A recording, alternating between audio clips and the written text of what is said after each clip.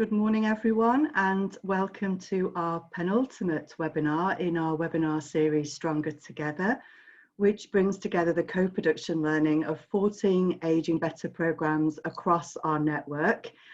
And today we are in the Isle of Wight, and we're with Age Friendly Ireland, who are going to talk to you about their co-production work around involving older people in co-production through social opportunities.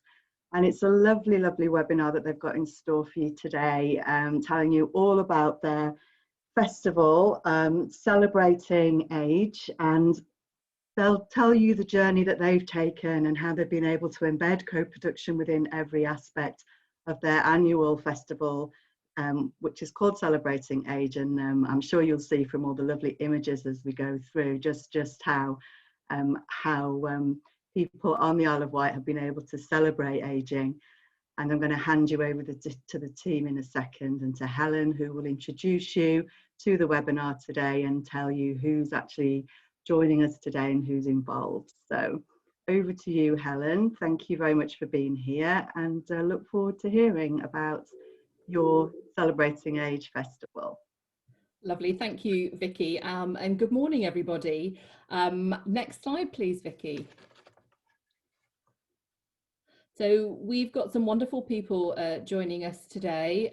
Emma Lincoln, our project manager, is on the panel today and is here to answer any sort of high-level project-related issues, which is really good.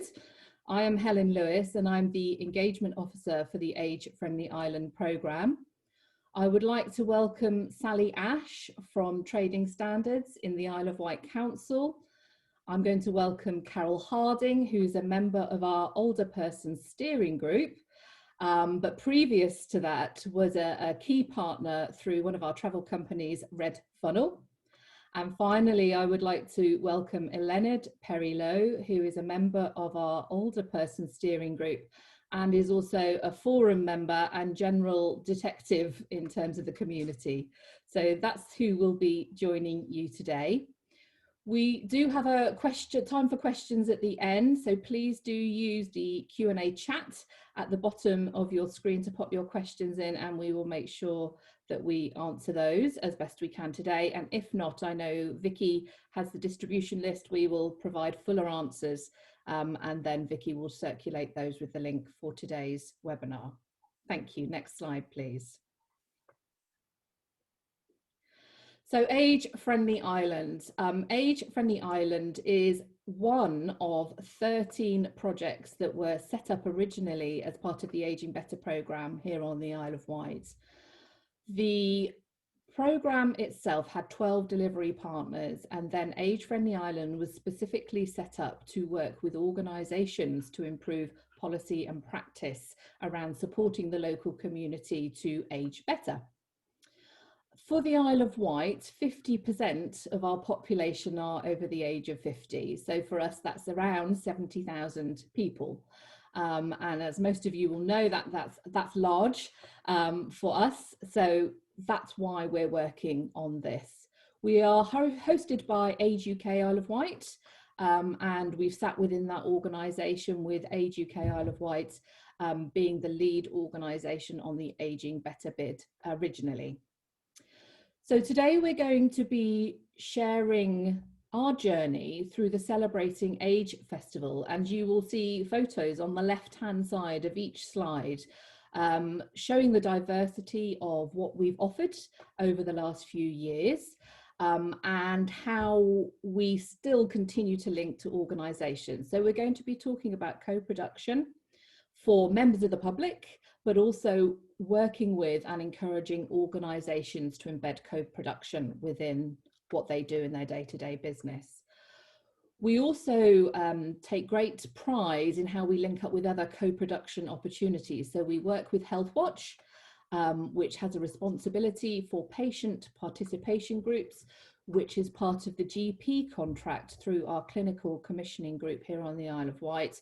And we very much champion, and Elenid here today has a foot in both camps, both as a member of a patient participation group as well as our Age Friendly Ireland forums. Next, we're going to show you a short video that just gives you a bit of the background history of the festival. Next slide, please, Vicky.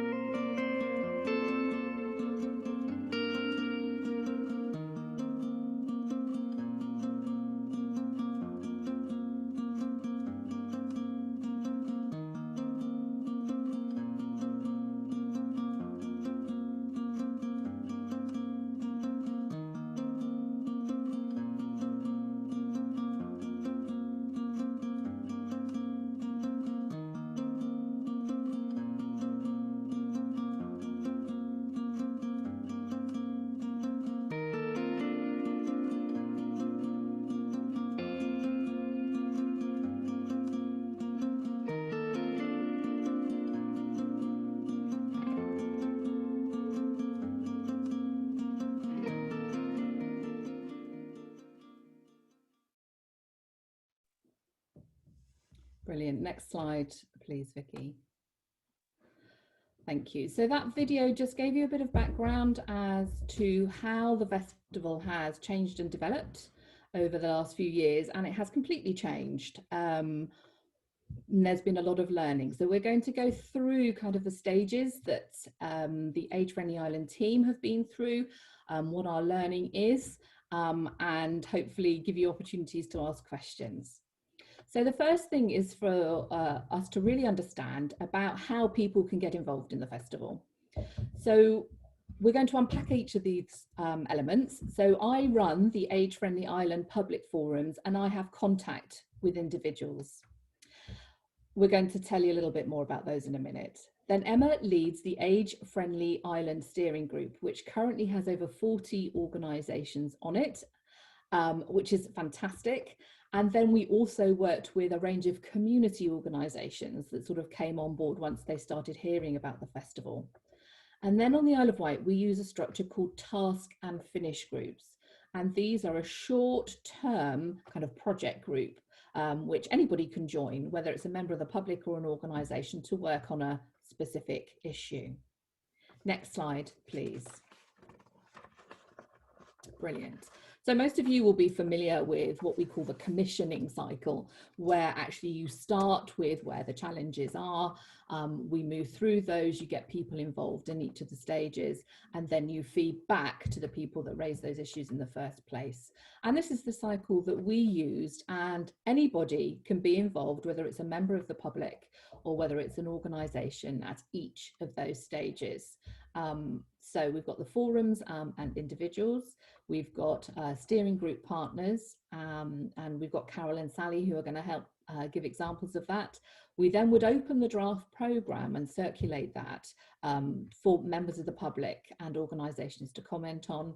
Then we'd produce the brochures, then the festival, and then we would have an evaluation and wash up process. And that period was run over about a period of about 11 months in total. So literally we'd have about a month off in between before we then start the process again. Next slide, please.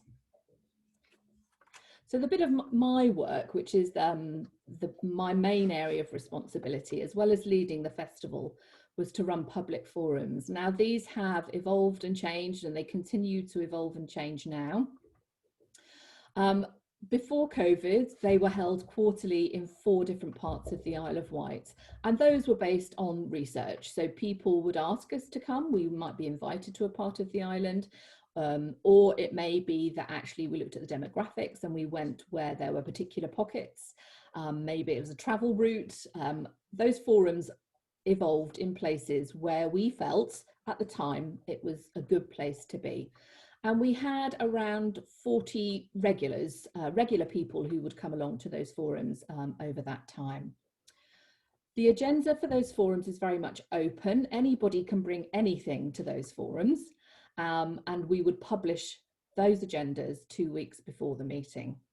We would provide transport and refreshments, and sometimes we would have speakers. So both Sally and I know Rev Funnel have talked in the past. It might be a housing provider. It may be somebody has raised a challenge around access to GP surgery, and we might invite somebody from Healthwatch to come and help us with that. So those forums were very flexible in their content. Forum members would also contribute, and Elenid was brilliant with bringing me pieces of paper with actually, in terms of the festival, approach this organisation. People want more heritage opportunities. Have you heard of Sandy, who runs the Festival of Wellbeing each year? And we were very much then, individuals would contact us and let us know of what they felt we should be getting involved in as part of the festival. And then we would also link to the wider Age Friendly Island Steering Group. Next slide, please. So the Age Friendly Island Steering Group has been running since the start of our programme pretty much, and we now have over 40 organisations that meet currently during COVID every other month. And those organisations, it was a conscious decision to keep it open. It was a conscious decision to keep it open, to allow organisations to come and go, and that we could work with them in between. We also went out into the community, and we spent a lot of time working with local organisations. So it might be a pub down the road that somebody had said the landlord was really friendly, and it may be that somebody has said, well, actually, in terms of accessibility, I'd really like to try this sailing, but I use wheels, I have a wheelchair, can we make that happen? So quite often people would come to us, and organisations. Then we would link to other events that are going on at the time. So beer and buses, if you are into your vintage buses, you might have even been to the Isle of Wight during October. Beer and buses, and to link with beer and buses was Elenid's idea. And we would advertise theirs, and they would advertise ours. So it really worked very well. We would work with our partner organisations via SurveyMonkey to collect what their event was going to be about, how many people could access it, the cost, all of those kinds of things, the venues, the travel routes, all of that. And then by using SurveyMonkey, it was very much about consistency of information, and people could send that link on to whoever they wanted to contribute. And then as a team, we would also offer support with organisations for some of the stuff that we might consider standard, which was around sort of writing risk assessments. And that was particularly important for growing smaller opportunities. So I can think of a wonderful lady called Maggie, who is set up Magpie Arts on the Isle of Wight. She's a one-woman business. I'd met her at another event. We tried and tested some events at our Age UK headquarters. We then worked together to make events suitable for the festival. So it's very much about, it was a whole team approach, and very much if smaller organisations, individuals wanted to run events, then we would work with them to help grow those. We're now going to hand over to Sally Ash, who is in Trading Standards and one of our long-term partners. Sally is going to give us a bit of background about why Trading Standards are involved with Age Friendly Ireland and how that links to the festival and the impact on older people. Next slide, please, Vicky, and over to you, Sally. Thanks, Helen. So yeah, my name's Sally. I work for Trading Standards at the Isle of Wight Council, and a major part of our remit is protecting vulnerable consumers. So under that sits scams and doorstep crime. The average age of a scam victim is 75, and people don't become scam victims through greed or stupidity. They become victims through loneliness and social isolation, or through not being informed, or even not believing that anyone could carry out such an evil crime. So IWASP, the Isle of Wight Against Scams Partnership, was formed as an initiative of the National Trading Standards Scams team and through partnerships made on the Age Friendly Ireland Steering Group. The founding partners, Age UK, Trading Standards, the police, fire and rescue and citizens advice agreed the charter that all new partners sign up to, created the logo and established the partnership to keep Ireland residents safe from scams. I'm the lead project officer, and the partnership has now grown under the umbrella of Age Friendly Ireland and now boasts over 30 partners. It's enabled us to join up with organisations as diverse as bus companies, banks, housing associations, supermarkets, security companies and care agencies, all working together to raise awareness around scams and to keep Ireland residents safe. We've had the opportunity to meet and work with partners that without the Age Friendly Ireland Steering Group probably wouldn't have happened so quickly or so easily. The steering group has provided the springboard for a large part of the work carried out by IWASP. So we were given the opportunity to attend various different public forums across the island where we received feedback from the participants. They shared their views and thoughts on how we could get our messages across. The colours yellow and black were deemed to be the most helpful to older residents. Information will be easier to read in these colours, so we ensured those were the colours we used for all our literature, which coincidentally tied in very well with the IWASP logo. The attendees were also able to share their experiences and ask questions, and we were able to give them a focal point for any issues around scams and doorstep crime. One of our most positive and warming experience was thanks to the Celebrating Age Festival. We arranged to do a scams afternoon with tea and cake at one of our local Alzheimer's cafes. My colleague and I baked and decorated the cupcakes you can see there on the screen, and we ordered edible IWASP designed cake toppers, and we spent the afternoon talking to and with members at the cafe. Out of this, we've been lucky enough to deliver the message, but not all the cakes, at each Alzheimer cafe around the island. We also delivered a session at the local library as part of the Celebrating Age Festival. Myself and the Age Friendly Ireland Digital Inclusion Officer, who I like to fondly term Digital Dan, arranged tea and technology, scones and scams, where residents were invited to join us with any scam issue they had, or just for a general chat around scams and keeping themselves safe, to share a cake and a cup of tea. There's definite cake theme here. Dan offered technical support and I helped with the scam issues. One lady that joined us had narrowly avoided a Facebook scam. She brought in her iPad and showed us how she'd been tricked by a scammer who'd cloned the Facebook page of one of her friends. And under the guise of the friend, offered her some really beneficial financial advice, as she had just retired. Believing she was communicating with her friend, she trusted and followed his advice and contacted somebody via their email who said that he could improve her pension outlook, but would just need to buy £500 of Amazon vouchers. Believing him to be genuine, she purchased the vouchers at the local Asda. But fortunately, as she was on her way out of the shop, she bumped into the friend who she thought had told her about this great opportunity and thanked him for the referral. He obviously knew nothing about it, and she was devastated to realise that she had been scammed. Fortunately, she hadn't sent the vouchers off or given the scammer the codes, but she was still out of pocket for the £500. I talked to her about unsolicited contact and advised that if she had any messages on social media around finances or friends wanting to borrow money, to treat them with suspicion and contact the friend using another means. Dan showed her how the Facebook account had been cloned and how to keep herself safe in future on social media. The work we've been able to do in conjunction with Age Friendly Ireland through the public forums, steering group and celebrating age festivals has helped not only to shape the IWAS project, but has helped to expand and continues to deliver opportunities to raise awareness and protect Ireland residents. Thank you, Helen. That's brilliant, Sally. Thank you. And I think that gives a really great overview of how the three circles in terms of the forums, what's impacting the lives of older people, how organisations can work together to actually make a difference. So Sally, thank you for that. Next slide, please, Vicky. Thank you. We're going to have a conversation now with Carol Harding. Carol is now a member of our older persons steering group, which has been set up since COVID, and we currently have 6 people who are part of that group. In a previous life, and Carol will tell us about this, Carol used to work for Red Funnel, which is one of our travel companies.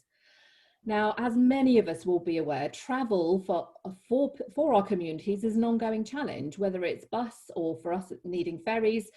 People talk about travel and access. It makes a huge difference to people's lives. So it's an ongoing theme in our public forums, and it's as a response to that that we actually managed to recruit a representative of Red Funnel to our steering group. So we've now got the forums where the issue is being raised and discussed, and we've now got our steering group, which actually has got a representative of one of the many travel companies on the island who can potentially help us solve some of these issues. So I'm going to pass over to Carol, who's going to sort of unpick why Red Funnel got involved, and again, the impact on older people. And the festival was a key strand to enable us to do this. Thank you, Carol. Thank you, Helen. To give you a bit of my background, as Helen has said, I'm on the older persons steering group and have been since my retirement from Red Funnel Isle of Wight Ferries in July 2019. Red Funnel runs a vehicle and foot passenger ferry service from Southampton to East Cowes and a fast craft passenger service from Southampton to West Cowes. I was with Red Funnel for 45 years, with my last role as administration manager. I also became the Age Friendly Ireland steering group representative for Red Funnel. One of my responsibilities as administration manager was to organise excursions on the vehicle ferry. Following the feedback from forums to the Age Friendly steering group, it was clear that there were anxieties for some older people about travelling on the ferry. Access, assistance and price were all matters of concern. So following this feedback, Red Funnel offered the use of the Signature Lounge, which is a private VIP lounge on the ferry, for Red Funnel to host an excursion for older people as part of the Celebrating Age Festival. The excursion would not only help to support the Celebrating Age Festival, it would showcase how much easier it is to travel as an older person than some had perceived. From this, Red Funnel's Tea on the Sea was born. Tea on the Sea was a 2.5-hour excursion on the ferry from East Cowes and became the launch event of the Celebrating Age Festival, offering an afternoon tea, plus quiz and Hoi Bingo. Because of the limited number of seats in the Signature Lounge, the excursion had to be booked in advance. Now, this was coordinated by my team in Southampton, and we had to deal with that through phone calls, and that actually proved to be very, very popular. And as soon as the brochure was launched, it virtually sold out. So we had many, many disappointed people that couldn't come along. Behind the scenes, there was lots of coordination between departments in Red Funnel, along with the Age Friendly Island team and the local bus company, to ensure everything went smoothly. I did the meet and greet at East Cowes to make sure everyone had all the assistance they needed on arrival, and then joined them on board. I was also joined by the Age Friendly Islands team staff who came along with us. We set sail from East Cowes at 2:30 in the afternoon, staying on board for the round trip crossing, returning on the 4 p.m, arriving back at East Cowes at 5. This staying on board isn't the usual practice, I have to say. Normally the ferry is get on at one point and get off at the other end. But for excursions, we made the exception and we were allowed people to stay on board. Afternoon tea was served by Red Funnel staff as soon as we sailed at 2:30. We had background music provided by a harpist, which was very chilling and relaxing. This was followed by quiz and several rounds of Hoi Bingo, as it proved to be quite popular. We also provided prizes for the quiz and for bingo. And we ended up with playing some music and a bit of a sing-song, which was really good. During the time on board, I managed to chat to some of the attendees. It transpired that one lovely lady had not been on a ferry for a very long time, even though she had family on the mainland. She had mobility challenges and was using a motorised scooter to get about. She told me she hadn't realised how easy it would be to get aboard the ferry with her scooter. Not appreciating there were ramps and lifts to all floors on the ferry. She mentioned she'd come down on the bus from Newport. As part of the event, we had coordinated with the local bus company, who also had a representative on the steering group, to advise them that there could well be some attendees using their service to East Cowes. Unbeknown to me, this lady had used the bus to East Cowes. So it turned out that this lovely lady had not only travelled on the ferry for the first time in ages, but she's also travelled on the bus as well. For us all at the event, this was a major success, because this lady had not only joined us despite thinking it was too difficult, she'd said she would be visiting her family on the mainland now, as she had seen how easy it was to get on board.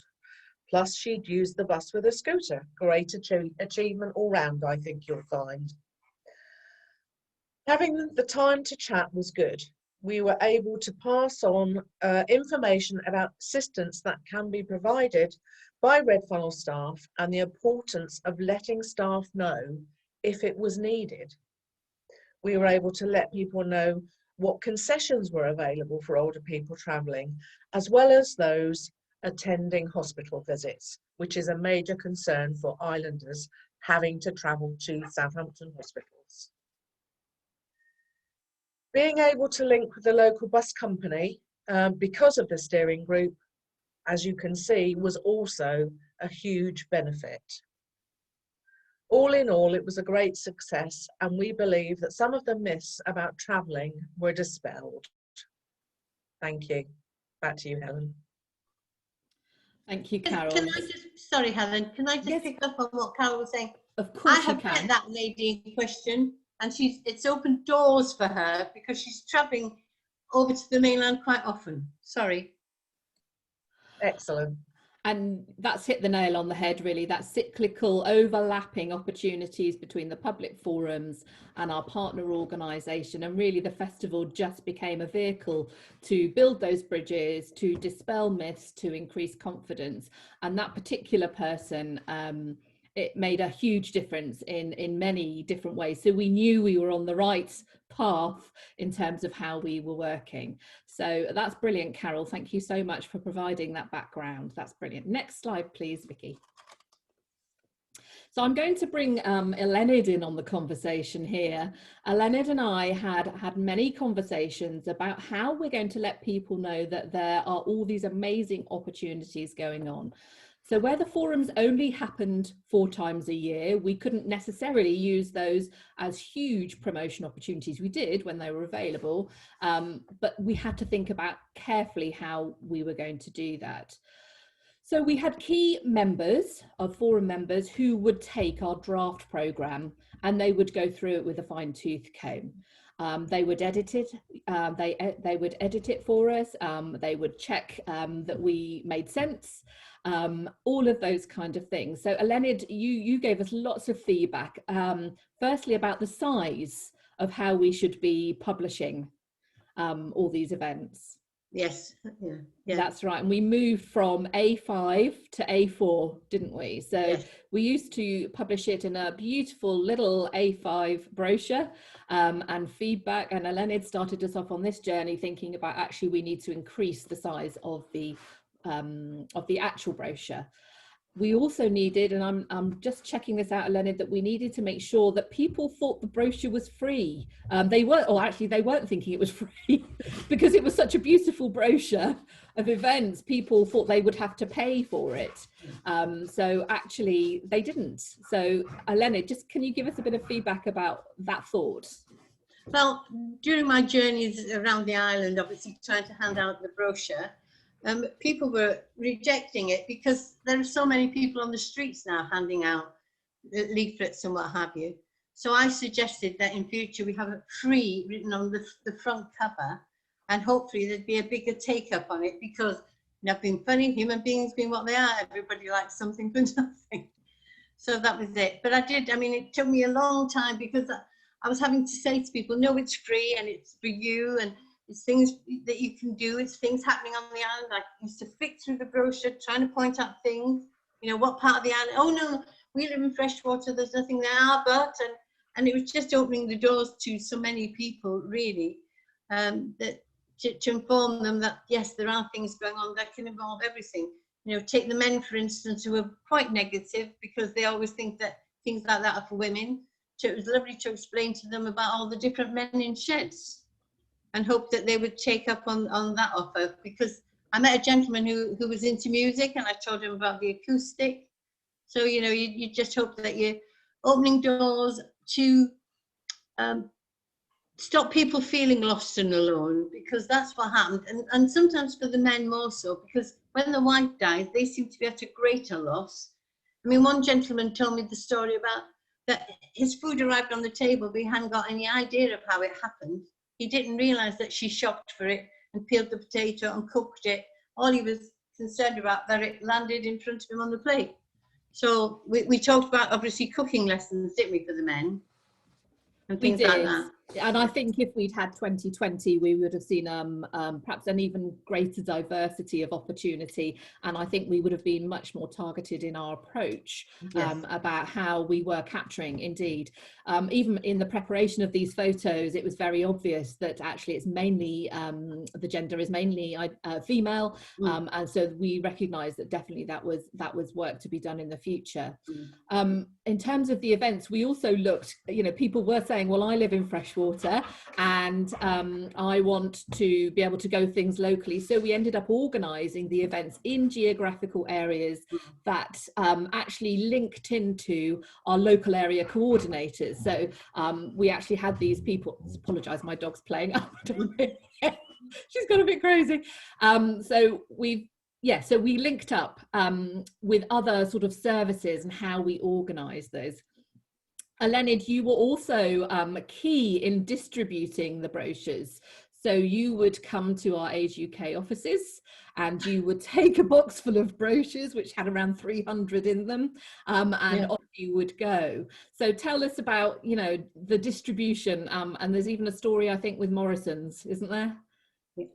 Yes. Yeah, I mean, for me, I thought it was essential that we found a way of distributing the brochures. Not everyone goes to the library, not everyone goes into the bus station, etc. So I just hit on the idea that I would walk the streets. I covered as much of the island as I could with my trusty rollator, which could take 3 of the boxes, and off I would trundle around, meeting resistance for many people. So obviously I had to re-educate them, talk to them about what it was all about, how beneficial it could be for them.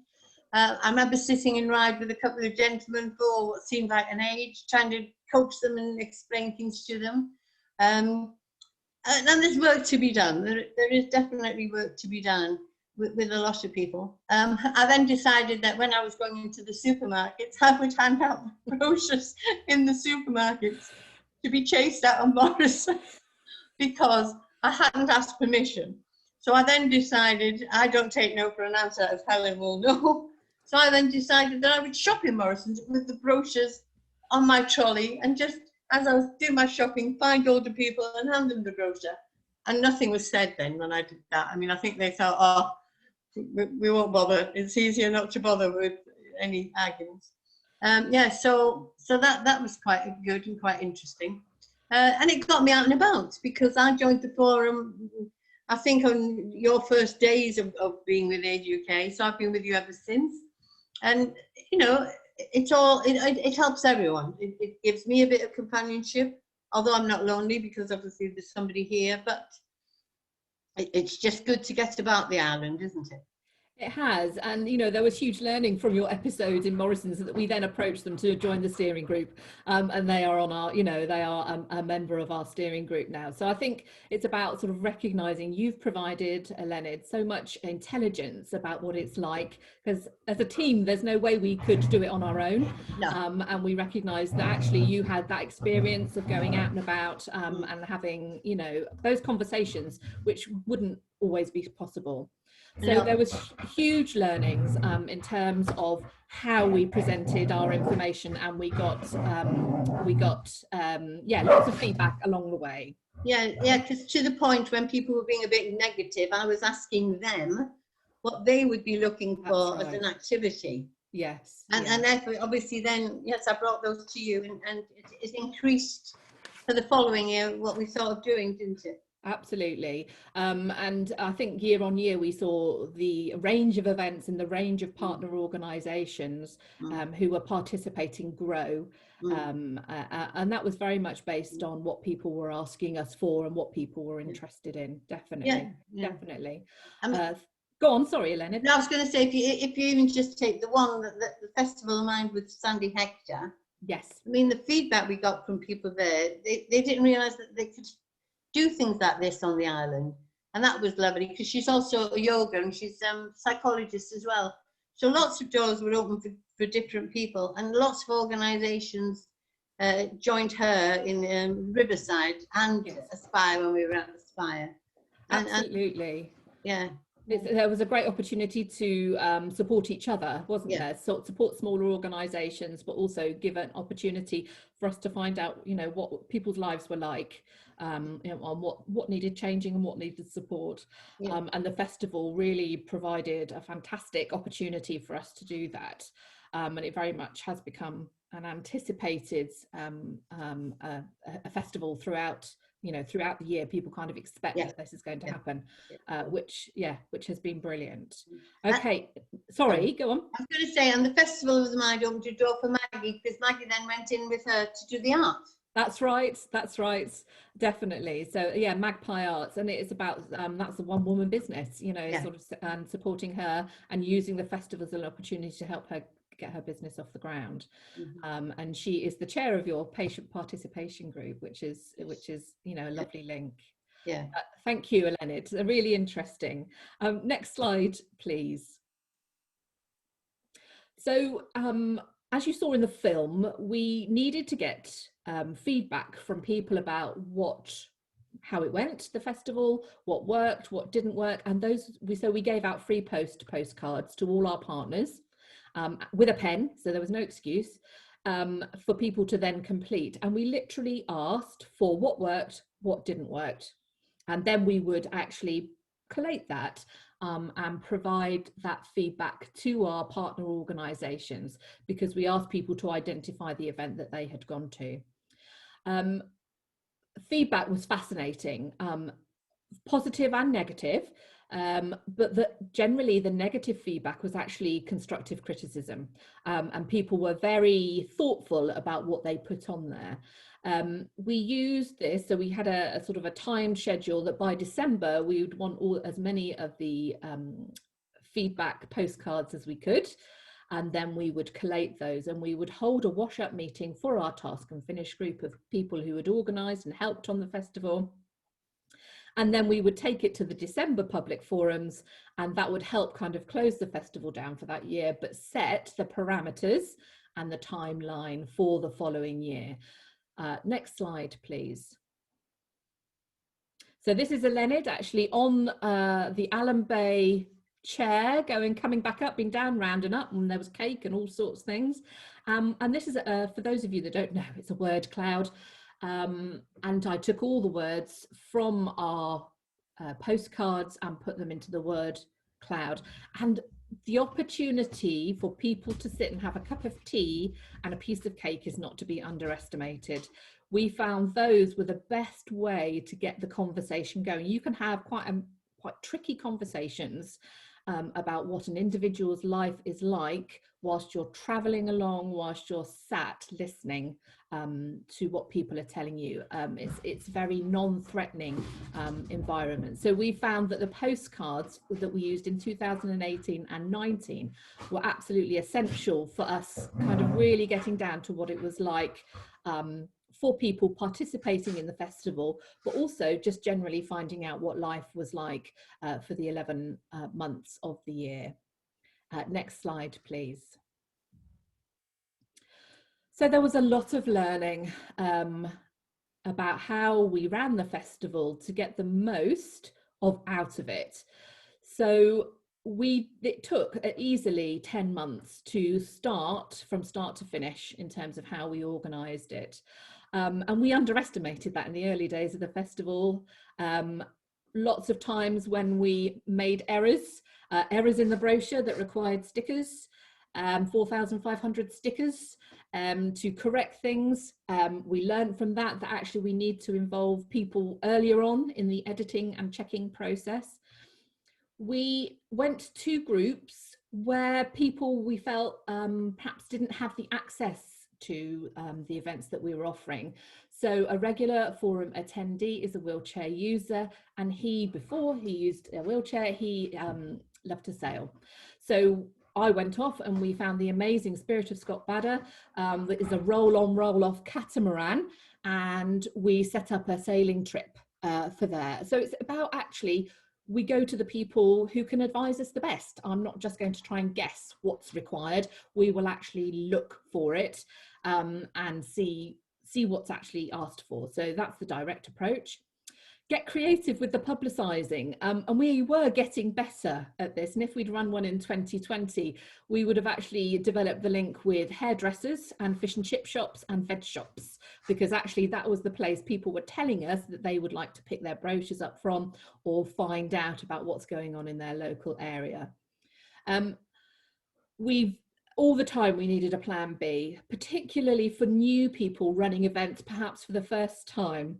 Whether it's the internet had gone out, whether somebody hadn't turned up to run an event, whether somebody was sick, we were as a team kind of ready and poised to have a plan B, and to be honest and own, when we'd made an error, to apologise and seek to actually make it right.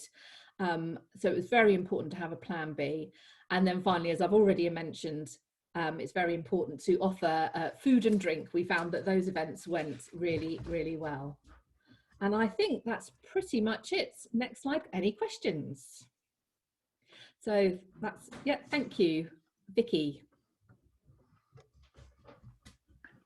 Thank you so much, everybody, for taking us on your journey. And I've got a lovely image now, Eleni, of you charging around the island with your shopping trolley, not taking no for an answer. So that was just a lovely story. Thank you. So we have got about 5 minutes left for questions. As Helen said, if we don't get round to answering your question in the webinar live, we will come back to you. So I'm just going to get straight onto those now. And yeah, so one question is, will you circulate this presentation after the webinar so that we can share it with our organisation? So I'm guessing, yeah, there's a recording of the webinar, but I guess we can share the slides as well when we yeah, that's fine. people. Fantastic, so that's easily answered, that one. And then we've got a question from Helen who's saying, hello, great to hear from you all. What is a wash-up meeting? I've never heard of this one before. So if you could explain that for Helen and maybe some of the other attendees as well. Certainly. So part of the planning, we would have a task and finish group that would help plan and run the festival. So it wasn't just me on my own or even just the Age Friendly Island team. We would bring in sort of partners. We would have those conversations with lots of other people. So a wash-up meeting is literally where you get people together again to kind of check up. You do the drying of the event. What's worked, what hasn't worked, were there any sort of unmitigated disasters that we want to prevent from next time, to basically literally sort of finish off that festival cycle before we feed back to the forums and we start the whole process again. So a wash up is literally, we're washing up after the meal. So we've had the main festival, which is dinner, and then we literally get people together that have contributed, and we wash up. We kind of think about what the festival, what's worked and what needs improving. Fantastic, thank you for that, Helen. And we've got not a question, but we do have Claire in the audience, and she's saying that, not a question, but just to say that DigiClaire would love to get involved with this. Sounds wonderful, tea and technology, big smile. So maybe we can link you up together at the end or afterwards, and you can perhaps have a conversation with DigiClaire. So thank you for offering that. Fantastic. And then another question's just popped up. Will there be a festival this year? If so, will COVID affect it? That question that, you know, we're all sort of grappling with. We have actually made the decision not to hold a festival this year. So this has been a great opportunity to kind of celebrate where we got to in 2019. We are, however, joining in with the other Aging Better areas around the country, and we will be looking at ageism. So we will set up a task and finish group where voices of older people will join us in that group. We've already had volunteers sort of come forward, and we will be looking at the notion, and the Isle of Wight didn't coin this phrase, valuable, not vulnerable, because I know that's been a theme coming through COVID about how the media has presented age. So we are going to be joining in, and it will be in October, and it will be for a week in October. It may be that when we then take this to our partners, it may be that they then want to run some type of event. So I'm thinking of one organisation locally called Independent Arts has just developed a new space, and it may be that they want to run something in there. Now, obviously, we don't totally know, but the risk will be with the organisations and the decision making. So it is going to be different. It's not going to be the same way as we've had it with the 118 events and 46 partner organisations that we've had previously, but we will be definitely running something in October, but the focus will be around valuable, not vulnerable. Fantastic, thank you, Helen. It's good to know that you're able to run something this year at least. And but yeah, I'm sure. Well, we were talking before, weren't we, about how sad it is in a way that you won't be able to run the festival again in the same way that you have before, because it's been such a big part of your lives for the last 5 years. Yes, yeah, I've only been involved in the last 4, but yeah, absolutely, since Age Friendly Island came into existence, yeah. Wow, fabulous. Well, we're coming to the end of time now, so thank you so much to the panel today for telling us all about how you've been involved and what you've been up to. And I know that, I don't know if everyone here today, but certainly the team will be coming back and delivering a workshop for us as part of our Festival of Co-Production Learning later this year. And you'll be sharing lots of resources with us in our national online toolkit around the festival, but around other themes that you've been working on as well, such as age-friendly businesses. So all of that will be available to the people through the toolkit, which we'll be launching at our Festival of Co-Production, which is kind of coming up fairly soon now, actually. So thank you, everyone that's attended today. I really hope that you've found attending really helpful and come up with some ideas and can take away the approach maybe that Age Friendly Ireland have used and put that into your own sort of situations and communities and glean from some of the learning that we've heard from today. We will be sharing the recording for the webinar on our national YouTube channel, which I'll send a link round to, together with the slides from today. But if you've got any questions that pop up, then just drop me an email. You should all have my email address when I sent the link round to everyone. So thanks again, everyone. I'm going to close the webinar down now and hope to see some of you tomorrow for our actual final webinar of the series with Ageing Well Torbay. Thank you.